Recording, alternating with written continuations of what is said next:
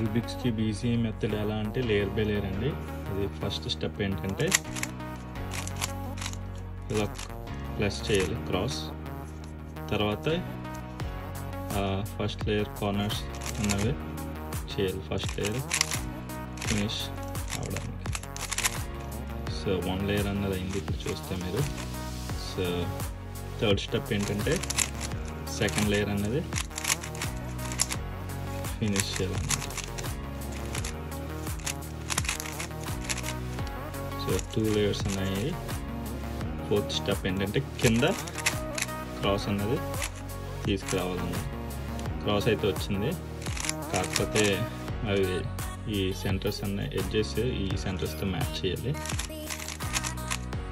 So cross అన్నది అయింది. తర్వాత కార్నర్స్ ఏది ఆ ప్లేస్లోకి తీసుకురావాలండి, వాటి ప్లేస్లో ఉన్నాయి ఇవి అన్న. ఈ రెండు సాల్వ్ అవ్వాలన్నమాట.